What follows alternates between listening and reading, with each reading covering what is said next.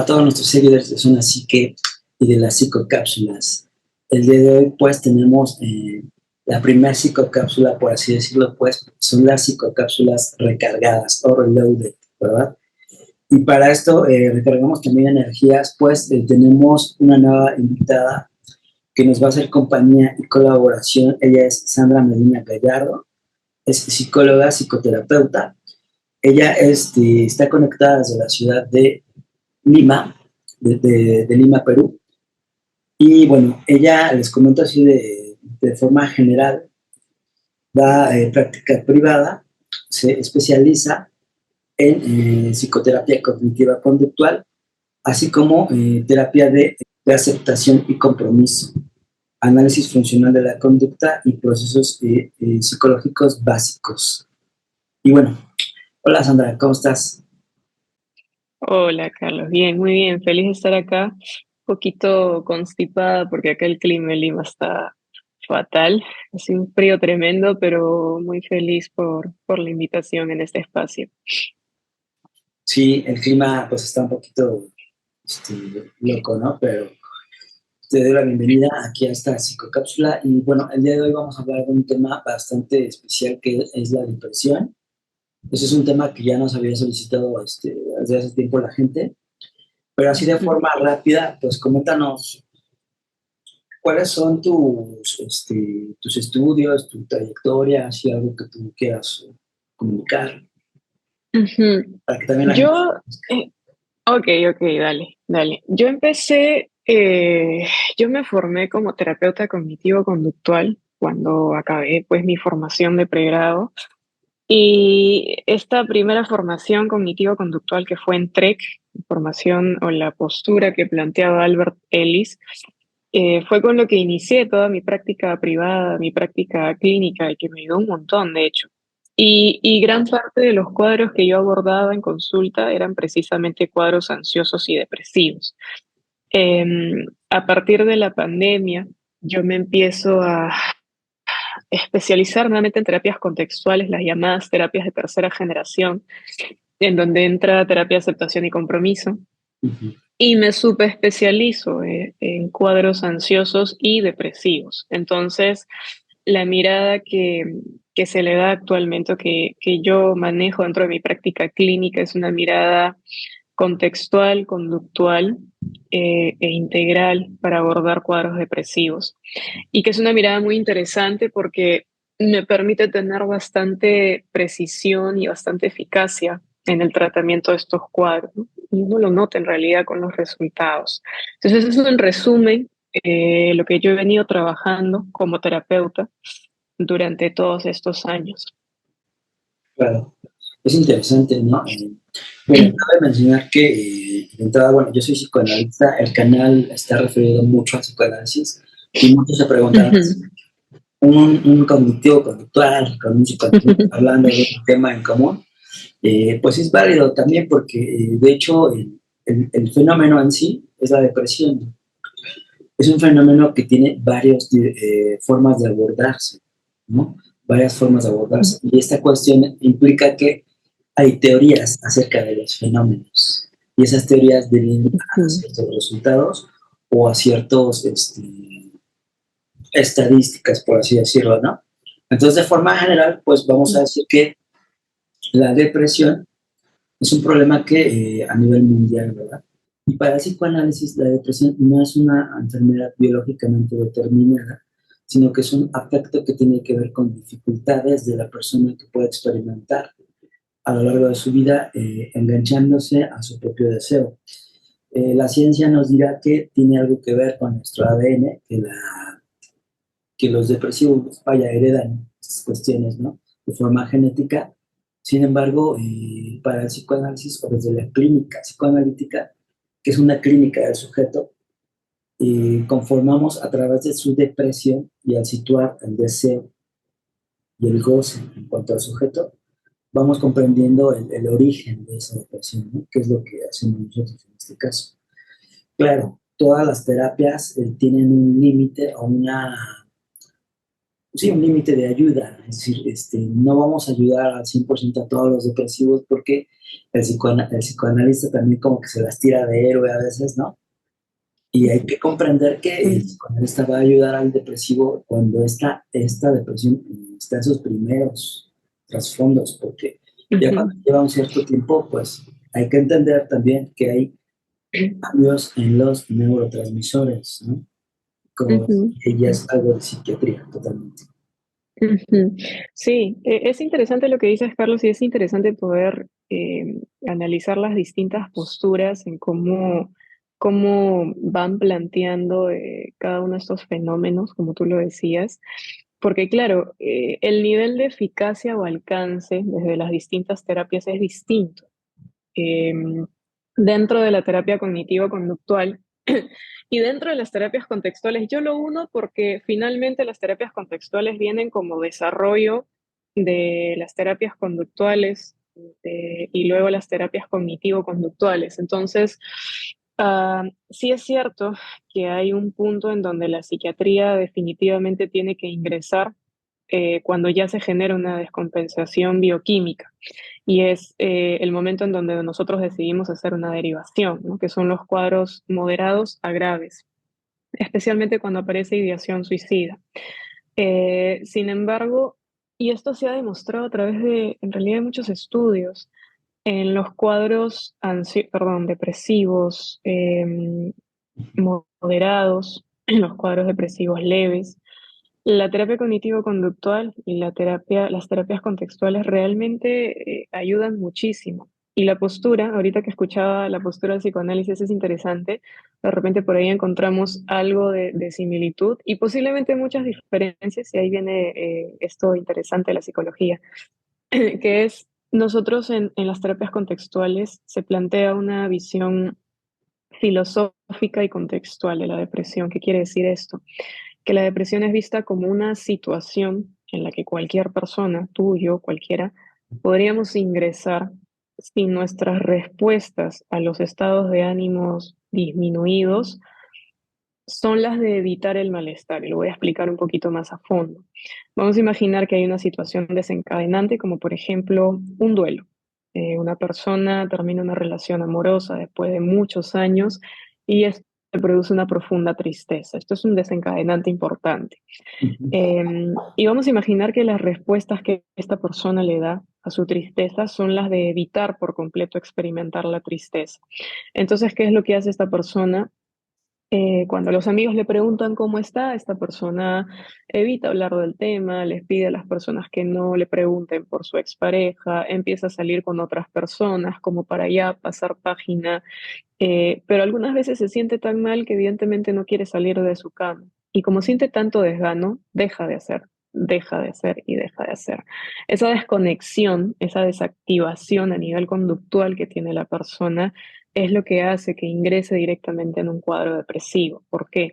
Claro. Porque cada vez que yo desconecto de mis áreas valiosas, voy generando mayor desgano, mayor tristeza, mayor pesar y ese resultado emocional es lo que introduce verdaderamente una persona en un cuadro depresivo.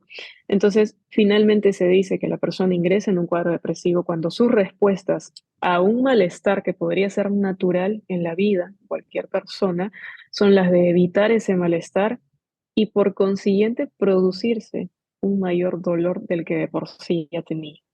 Claro. Entonces, esto es en gran medida la postura que mantenemos nosotros. Claro, aquí hay que entender que todos vamos a pasar por ciertos problemas, problemáticas en la vida, sobre todo referido al psicoanálisis por la pérdida.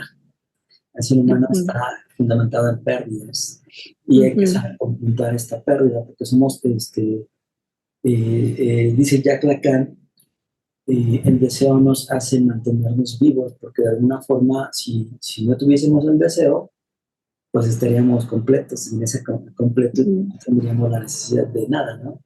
Entonces ujú. hay que saber distinguir, por ejemplo, la tristeza de de esta cuestión de la distimia, ¿no? Que es una, Ujú, dijésemos, la distimia es como una tristeza ya constante, ¿no? Que hay grados de distimia también, Ujú, Y cuando ya se convierte en una depresión, ya es algo que ya no hay marcha atrás. Es decir, el sujeto debe estar preparado para confrontar estas cuestiones. Y en algún ujú, momento también saber, como mencionabas, pues que va a haber pérdidas en los neurotransmisores, que el cerebro ya no se va a comunicar igual, ¿no? Y ujú, esta, dijimos, es un error en el hardware, por así decirlo, ¿no?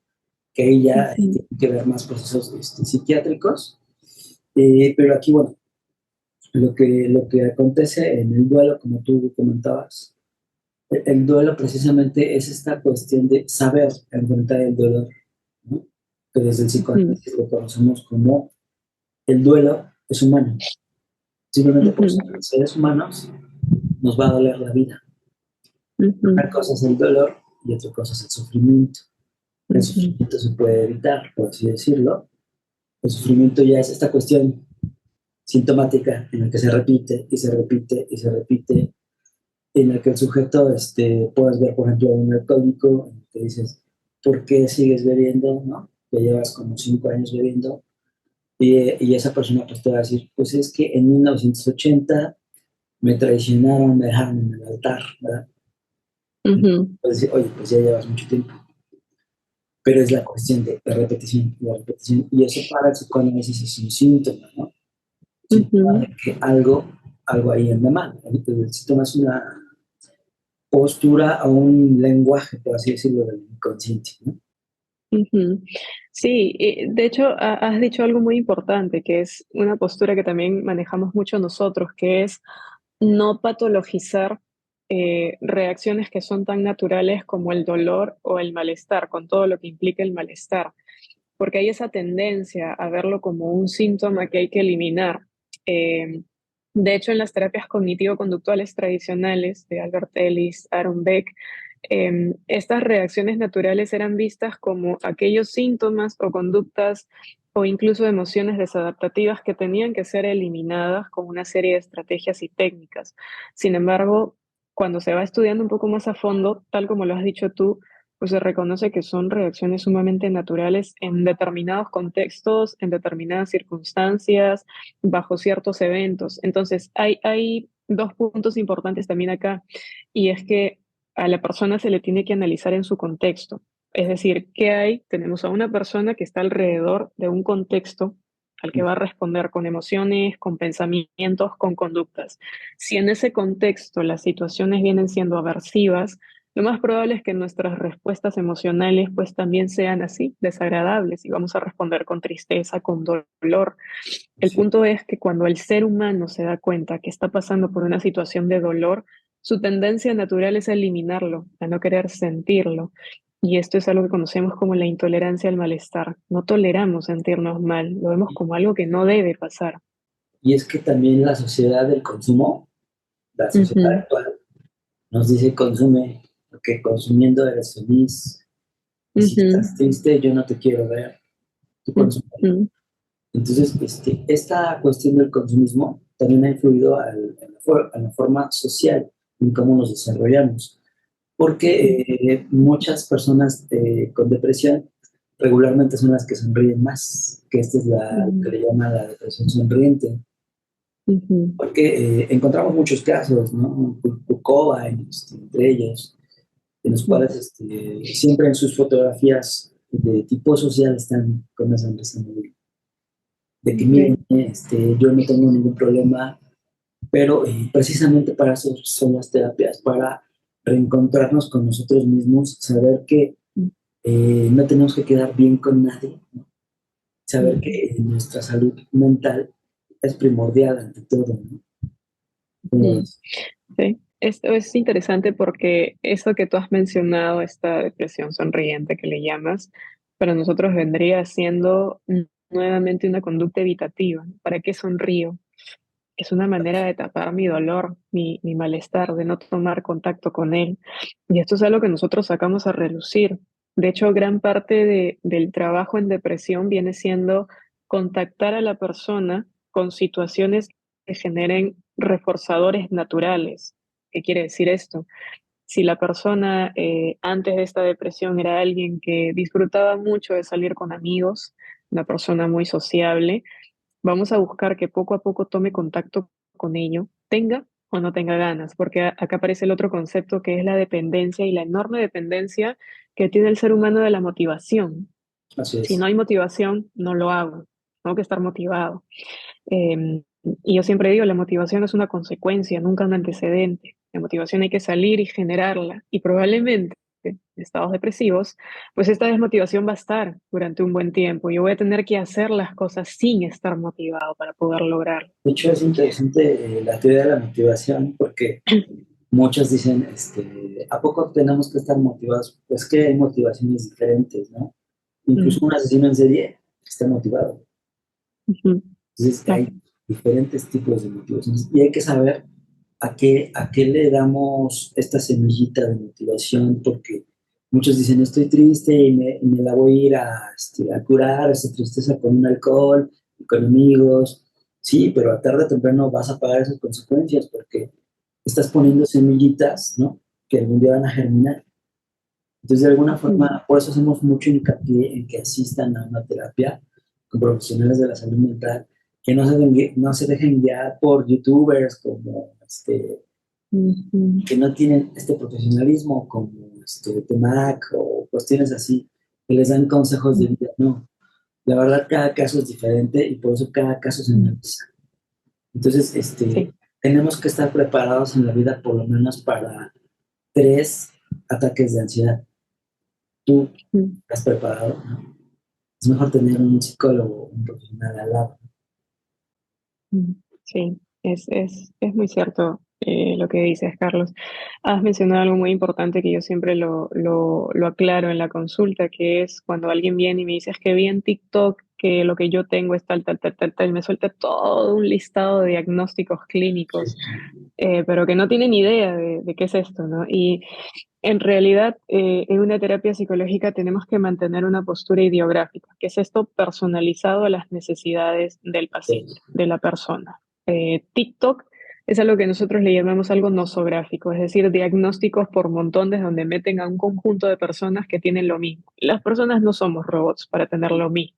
Y es la doxa, es la lengua Mm, de la gente ujú, que habla, porque pues son como los dichos, los refranes, ¿no? Pero no tienen sí, por qué ser para todos. Y sí, también tenemos que estar preparados. En la época actual hay muchísimo desempleo, ¿no? Y la mm, pérdida de un trabajo implica un 50% a 60% más probabilidad de padecer una depresión. ujú, ¿Estás preparado para eso? ¿No? Entonces, muchos están en esta zona de confort de que, no, pues yo tengo mi trabajo, tengo mi pareja. Pues sí, pero no sabemos la vida cómo va a ser de aquí a 5 años. Hay que estar preparados. Hay que tener esta mm, cuestión de siempre estar viendo con el psicólogo, porque es algo sano, es algo que tenemos que cultivar como una cultura, como cuando apartas de tu aguinaldo, no sé, 1,000 pesos para tus gastos, luz, mm. que sea gas y todo eso, también hay que destinar esa parte, una parte para el psicólogo. Mm. Sí, es verdad. En realidad hay muy poca priorización del presupuesto que tenemos a nivel mensual para esta parte emocional, mental. Sí, eso es muy cierto. Ahora, esta capacidad de poder flexibilizarnos a las cuestiones que aparezcan en la vida a lo largo del tiempo, porque finalmente lo que dices es un factor eh, que puede predisponernos a ingresar en un cuadro depresivo, como por ejemplo la falta de trabajo, los problemas económicos, los problemas políticos que tiene cada país, las situaciones Exacto. contextuales predisponen y desencadenan. Y ahí viene mucho la capacidad y la increíble capacidad del ser humano para mostrarse flexible y adaptar sus conductas a cada situación. El problema o un factor de vulnerabilidad individual es que cuando la persona no genera esa flexibilidad y se mantiene en un patrón rígido, ahí hay más probabilidad de ingresar en un cuadro depresivo, ¿no? No me puedo adecuar a las nuevas situaciones. Yo me quedé, como el ejemplo que pusiste, me dejaron plantado en el altar en los años 80 y ya pasaron muchísimos años. ¿Qué pasó? No me pude flexibilizar a las nuevas situaciones, me quedé allí. Porque sigues conviviendo con esa pérdida que no has Mm, superado, ¿no? Con ese trastorno que es sintomático, ¿no? Yo siempre lo mm, refiero así en las sesiones con mis pacientes, ¿no? Algo importante, por ejemplo, no sé en Perú cómo estén las estadísticas, pero por ejemplo en México, 3,6 millones de personas adultas padecen depresión, de las cuales Mm, 1% son casos muy severos, ¿no? Y de las ujú, cuales asciende a 15,4% de la población adulta, entre mujeres alcanzan 19,3%. Y de mm, estos, es un estimado que el 50% no se atienden, ¿no? mm, Entonces, por ejemplo, me duele la muela, tengo que ir al dentista. O sea, luego sale la necesidad porque el cuerpo te lo exige.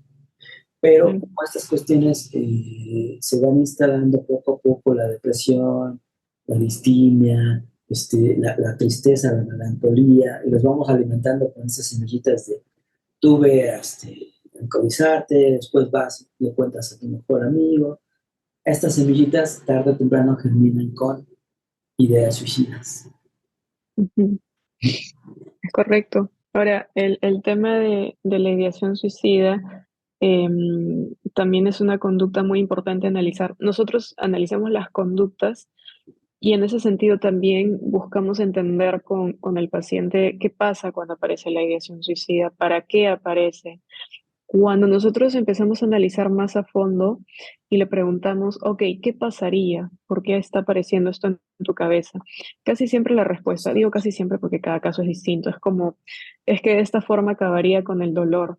Si te das cuenta, cada situación que aparece termina siendo una estrategia para lidiar con la depresión, incluso la ideación suicida, Sí, que nosotros más que un síntoma lo vemos como una conducta para acabar con el dolor y de una manera súper eficaz, que la persona es lo está identificando. la última salida, ¿no? Le mencionan acá. Algo Mm, interesante, hablando de estas cuestiones, es que en todo el mundo, a nivel mundial, se estima que hay un 5% de adultos que padecen depresión, ¿no?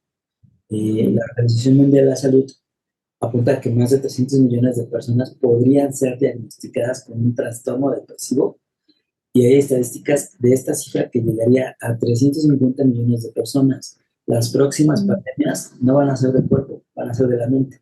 Y empiezan con esto de la sí. depresión, como les decía, la distimia, que es una depresión entre moderada y no tanto, porque hay niveles de distimia. Ujú, Pero esta cuestión de la melancolía, el no saber lidiar con mi pérdida, ¿no? ujú. Me dejó mi ex, o perdí el trabajo, o cuestiones que en algún momento se pueden ir superando con un proceso psicoterapéutico. Ujú.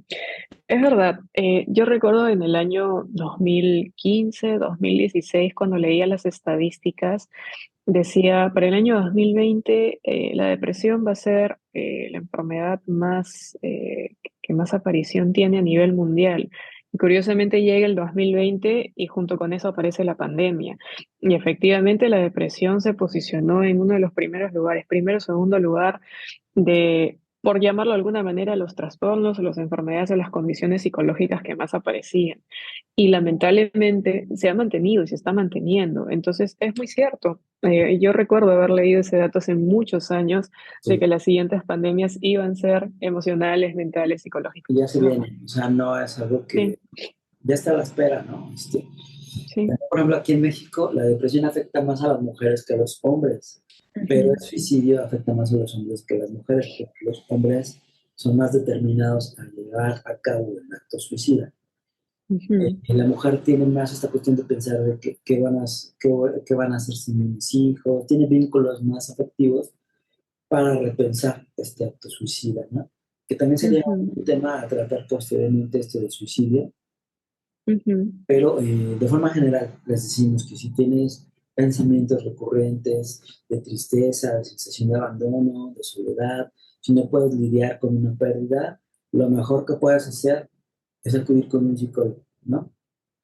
Porque los amigos pues, te van a recomendar lo que a lo mejor a ellos les sirvió, pero no significa que funcione o te sirva a ti. ujú. Es cierto. Y esto hay que saber reconocerlo. De hecho, un gran acto de valentía es dar ese primer paso de ir con un psicólogo. Yo siempre se los digo a mis nuevos pacientes, que me parece increíblemente valioso que estés sentado o sentada frente a una completa desconocida, que no tienes ni idea de quién soy yo, estás confiando en mí para hablarme de tu vida y abrirme.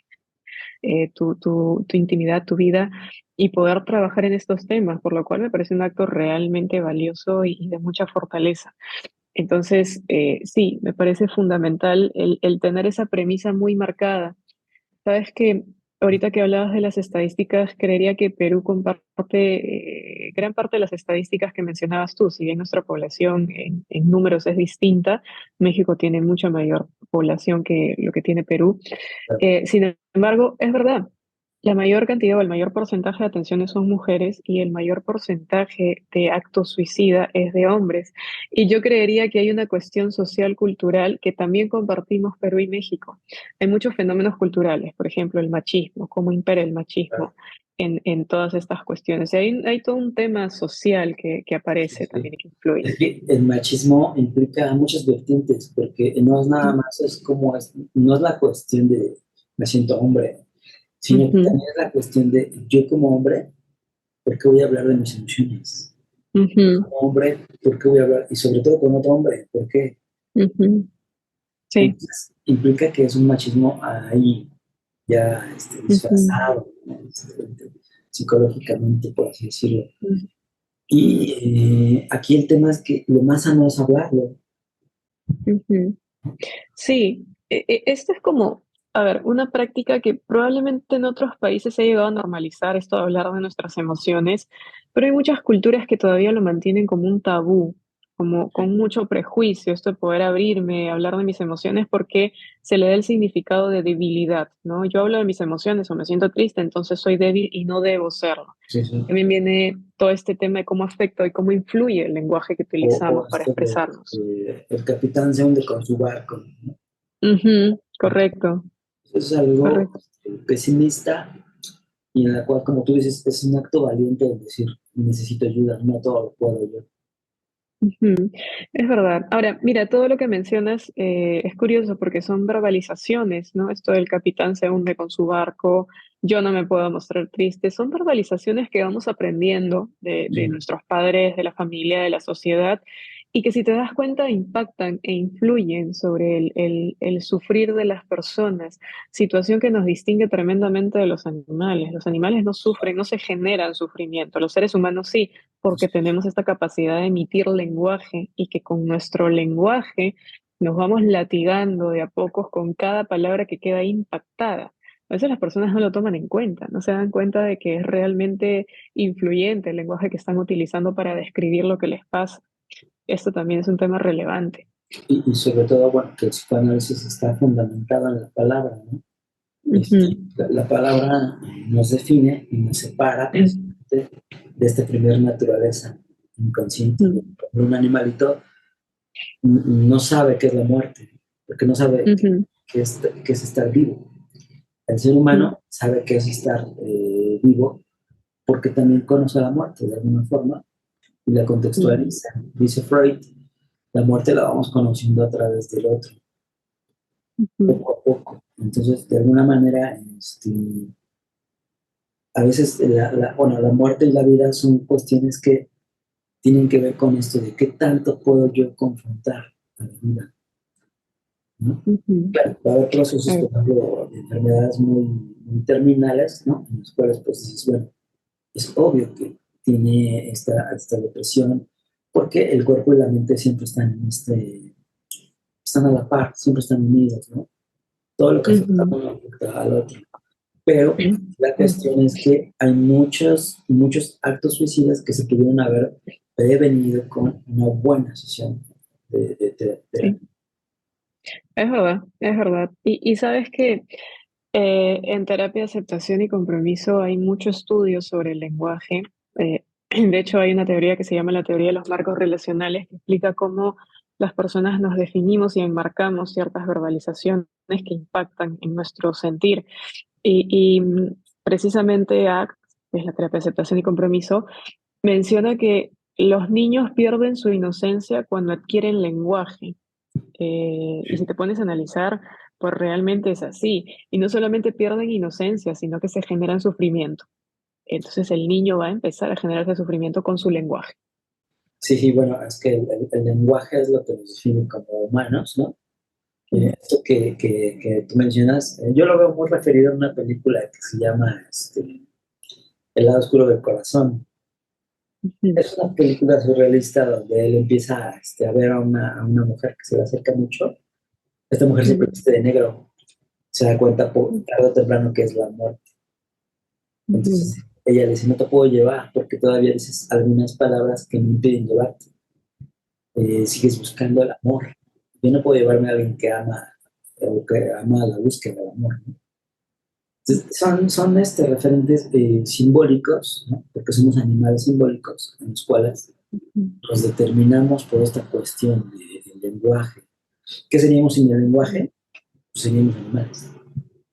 Correcto. Sí, sí, sí, claro. Es que el lenguaje tiene en realidad muchísimos beneficios. Es lo que ha permitido que haya tantos descubrimientos, que nuestra vida avance hasta esta época posmoderna. Sin embargo, cuando no hay un buen uso del mismo, pues definitivamente se generan dificultades.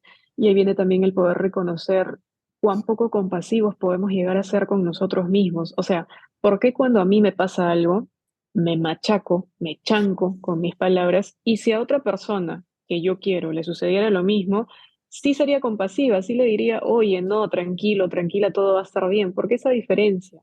Y ahí viene mucho esto de poder entender qué pasa allí. Y eso, nosotros, bueno, los psicoanalistas lo vemos en terapia con esto del discurso interno, pues como me hablo a mí mismo, también Ujú, analizamos el discurso inconsciente, ujú, que me digo a mí mismo de lo que me pasa, y hay un discurso inconsciente familiar, lo que dice mi familia, por qué nos pasan las cosas, ujú. ¿no? Claro, claro. Ahí hay como una especie de similitud porque nosotros también trabajamos ese diálogo interno, que es, ok, cuán compasivo estás siendo contigo mismo, y cuando haces la descripción de lo que te pasa, le agregas adjetivos que se alejan de lo que realmente está pasando. Por ejemplo, acabo de romper con mi novio y esto me pone profundamente triste. Esto es lo que te está pasando.